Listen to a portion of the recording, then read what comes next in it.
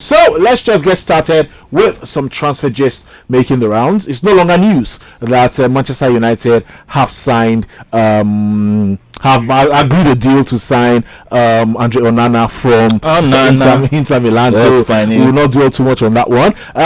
We also know that just a few news items making the rounds actually, because there are a few deals that have gone through. Burnley, we here have signed top scorer 𝐒𝐨𝐧𝐬𝐒𝐈𝐑𝐀 from Basel. He's a Swiss striker and he's broken onto the scene really good this past season. Scored a lot of goals for Switzerland this year. National team went to the under-20s, didn't do too well as well, but hey, he's still a good player at the end of the day. Matt Doherty is having medicals at Wolverhampton Wanderers. He's returning after joining Spurs in 2020 and then leaving for Atletico Madrid. He's a free agent at the moment. And we go to Chelsea and their pursuit of Caicedo very quickly. Let me bring the Chelsea man in here. We know that bids have been rejected for Caicedo. The latest was a £70 million bid rejected by Chelsea, but Maguire has been talking about him. Of course, one of our teammates at Brighton, it says that he wants to come to Chelsea and all of that, but again, if man wants to come, pay the money. Well, if he wants to come, pay the money. That can be interpreted in any way you want. But anyways, for me, I think at this point, Chelsea need to look at other options. £70 million is a lot of money to be rejected by Brighton and Hove Albion. And if this were Tottenham Hotspur, if this were Tottenham Hotspur, or let's say a team outside England, if this were Barcelona, if this were Bayern, if this were Inter or Juve or AC Milan, they won't be asking for 70 million, and they are even asking for more than 70 million. There are other options that can do even better job. For me, I don't think Caicedo is better than Amrabat. Amrabat comes about £35 million. Just go there, get Amrabat. He's super hardworking, more experienced than Caicedo as well. And Chelsea need to be wary of these expensive players. The top, majority of the expensive players have not done well for Chelsea. Look at Fofana. He has 𝐕𝐶𝐻𝐿𝐶. Now he's injured again, and he could be out of the entire season for next season. Lukaku, 100 million, did not do well. Kai Havertz, oh God, he made a lot of Chelsea fans almost have hypertension. Look at all of this. Chelsea haven't gotten it right with expensive players. Their best players have come around the range of 30, 32. How much did they get N'Golo Kante for? How much did they get Eden Hazard for? How much did they get Diego Costa for? Around that range. So maybe they should just not do all of these outrageous sums. Just go get Amrabat. United want to get Amrabat. I hope they don't get Amrabat, because just imagine, you won't get to even start at United. There's a Casemiro. How can you have Casemiro and you have Amrabat, a player that good, and you put him on the bench? They will tell you leave that for it to worry about. No.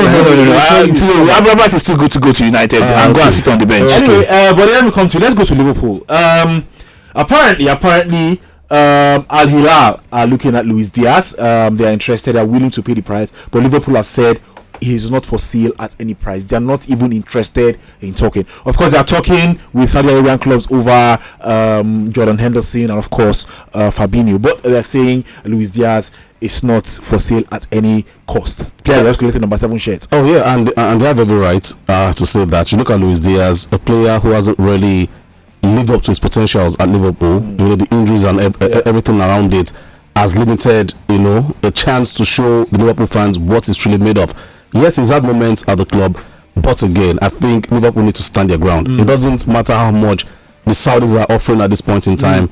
Luis Diaz has a huge part to play in this Liverpool team next season, and that is what the club is thinking about right now.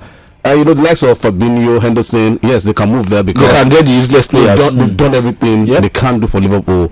But this time, it's time for them to. Luis Diaz is the future.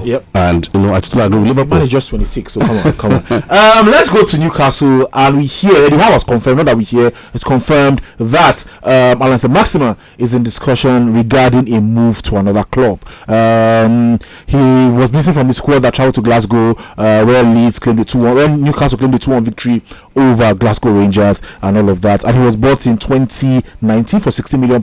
Good player. always injured. Saudi Arabian clubs are interested in him. Newcastle could get some decent money for him, and maybe it's not like they need money anyway, but put that money into good use by rebuilding the squad again. Also, Newcastle have been courting _Aubameyang of Leicester City, and for them to get that deal over the line, they actually need to sell 𝐼𝐍𝐬𝐧𝐬 because of the FFP rules. A lot of persons know that Newcastle have so much money; they are the richest club, or yes, you can say they are the richest club in terms of their owners and all of that. But yet there is fair play rule. There's a financial fair play rule, and they cannot spend more than what they make. And because of that, now they are in a very, very tight corner. So if they have to make more major signings, then they need to sell, and that is one of the reasons why they are looking at offloading 𝐼𝐍𝐬𝐧𝐬, get good money from the Saudi moguls, and you invest that money in getting 𝐼𝐍𝐬𝐴𝐍𝐿. Let me stick with you because West Ham are interested in Conor Gallagher. Again, maybe that's his level at the end of the day. Yes, that has to be his level. Don't forget, he was at Crystal Palace, and he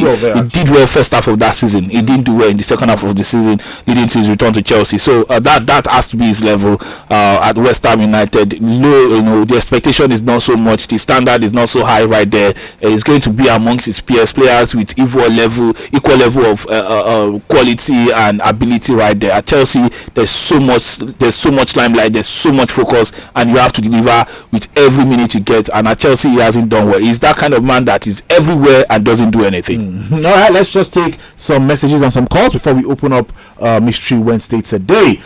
This one here is from Kudus, who says, I've seen it, thank you. Says that Burnley new player, I like him, so I've seen him play. I think he was a top scorer in the UEFA Europa Conference League last season.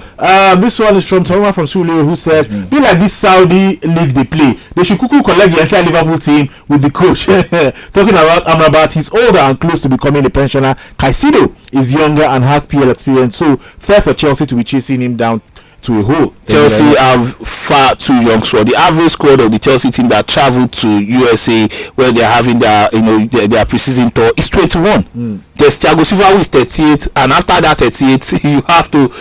Those players are like Thiago Silva's children. Good morning, guys. Shipolo, stop complaining. Chelsea are broke and they cannot buy Caicedo. That's a lie. Chelsea are not broke. That's what you say. That's a lie from the pit of hell. Chelsea cannot be broke. Actually, let's not even. Come on. Let's see. Let's get some transfer news out of the way as well before we start taking Mystery Wednesday. This one here.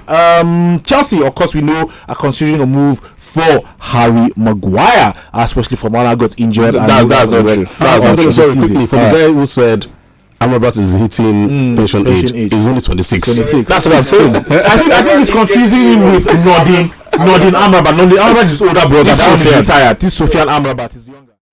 Did you enjoy this video? Hit the subscribe button for more. Leave a comment and like. Thank you.